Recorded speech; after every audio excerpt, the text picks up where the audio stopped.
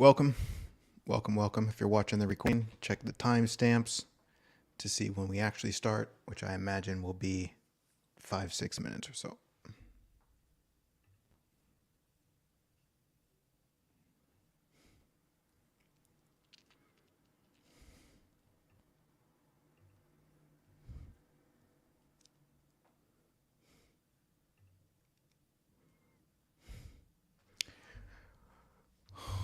Welcome and good morning, Rose. Good morning, Paula. Good morning, Cian. Good morning, Sean. Sean, I got your message, by the way. Didn't have a chance to respond, but I guess I can now. That would be cool if that was possible, but it's just not possible right now. I don't really have the time for it, but that could change.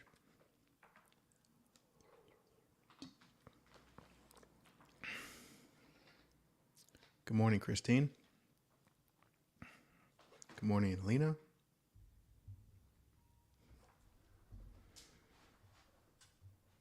Good morning, Nadia. Looks like we have a bunch of West or East Coasters joining us. It's 2 minutes after noon for me here in Portugal.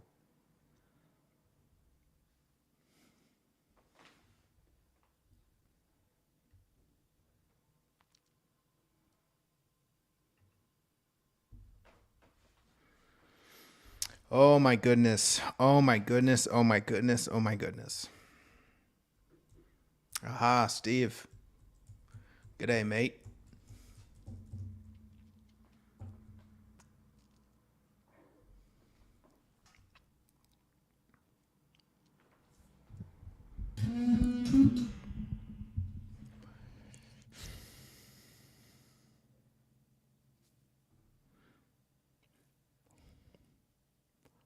We're getting closer to starting.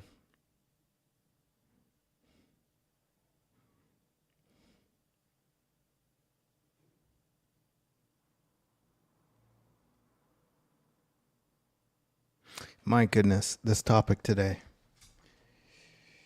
Be clear. What do you really want?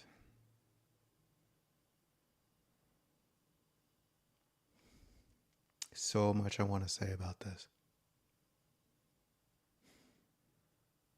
Oh my gosh, there's so much I want to say about this.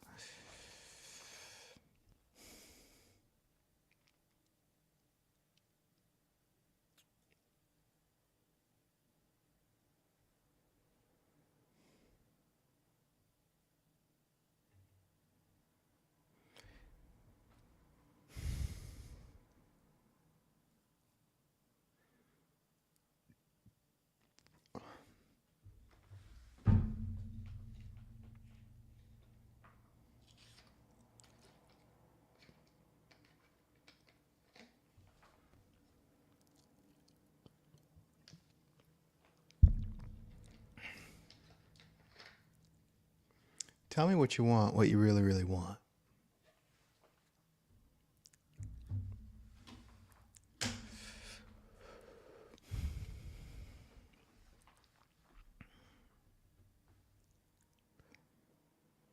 Okay, I think we're just going to have to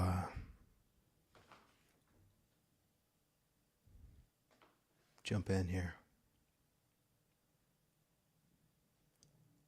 But before we jump in, I'm just going to take 60 seconds, maybe 2 minutes, and just allow myself to be still and settle into this space. And then from that stillness, we'll start the show.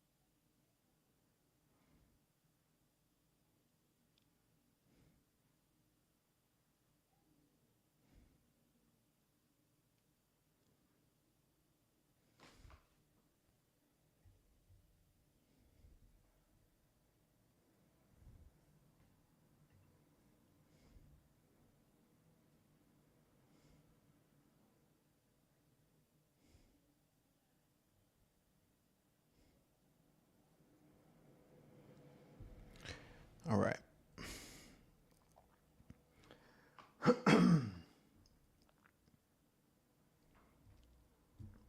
Welcome, welcome, welcome. This is the show. We're doing it once again, holding space for love to be seen. My name's Tiger Singleton. We're going to hang out here for about an hour. I'm going to share some insight, wisdom, reflections about the topic for today. And then if there's some time, we can answer some questions from those watching us live. And then we will possibly end with a super short and sweet guided meditation, which seems to be a common thing we do, but as it goes, the future is unknown. So I don't feel comfortable promising any of that. We'll set our intention in that direction. But welcome to the program. You know, the topic today, be clear, what do you really want? I'm super interested to sit here for a little while and see what comes out of my mouth, because there's this deep, visceral sensation I have about this topic and a playful frustration that doesn't entirely know how to communicate what this sense is. And so that's going to be my fun challenge today, is how do I put words to what is recognized and seen within my own experience and communicate that in a way that you might find some value from it and see how it applies to you, if it does apply. And if not, no worries. We can still hang out and just honor this space together and celebrate the miracle of life somehow in some way. Where to begin? Here's where I want to begin. There was a monumental shift in my own experience that I keep coming back to along what we might call a spiritual journey. And that shift is, actually, it's two shifts I'm going to talk about. But the first is a shift that recognizes life doesn't exist to serve only one aspect of the whole. Life exists to serve the whole. And what I mean by that is all the 10,000 different pieces doing what they do, whether they realize it or not, they are somehow contributing to the whole of existence in a way that allows the whole of existence to continue on. There's this innate movement of service, even if that aspect isn't necessarily aware of its service. There is a fundamental service. We can almost say that everything that is purposeful. And the analogy I always use is looking at the forest, and in the 10,000 different things in the forest, everything's doing what it's doing so that the forest can be the forest, which is essentially saying so that life can be life. So whether the trees are aware of it, whether the ants are aware of it, whether the birds and flowers are aware of it, they're fulfilling a purpose that serves the whole. And so that's the first thing. And maybe to expand on that a little bit,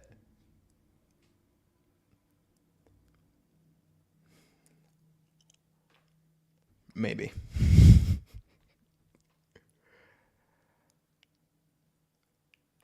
Yeah, let's do it this way. Life doesn't exist with a particular special interest in one thing over another. Meaning the survival of a particular plant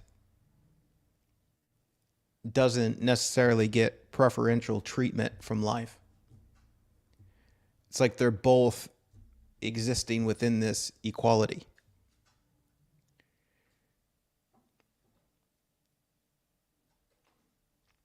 And in that existence, both are extended a freedom to be what they are. And when their time is up, their time is up. Life isn't going to reorganize itself so that the flower can live forever, so to speak. I think that's a good way to look at it.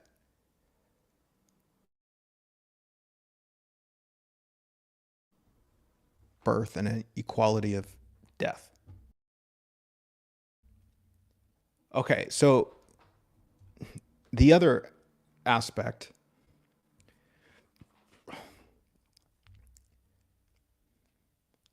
and I'm not going to spend a lot of time on this, I don't think, but I want to just touch on it. I've mentioned it and dove into it quite a bit before. But there's this profound shift when I see the truth of what I am. When I get still and when I investigate what is real and true about what I am beyond the mind's commentary, beyond the story of this character called Tiger, I get in touch with a more real aspect of myself beyond the mind's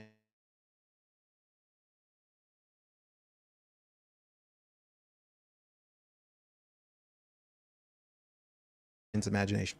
That I am, it's inherently whole and complete.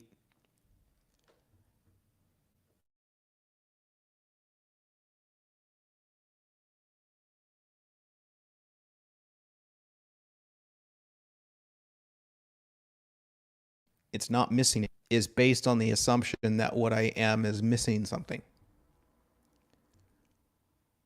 But when I get still and complete and I see what I really am, I see that what I really am isn't missing anything.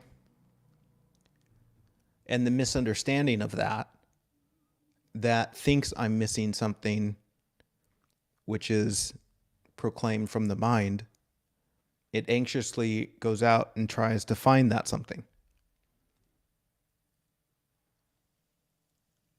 This would be expressed as trying to complete myself in the future or complete myself in the world. But yet when I see the truth of what I am, there's nothing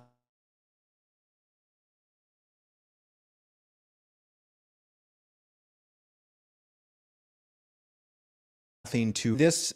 Presents a very fundamental shift in the way that I operate in life when this is seen. When it's not seen, it's a fucking disaster. But when it is seen, what I recognize is that in the wholeness of what I am, that which isn't missing anything,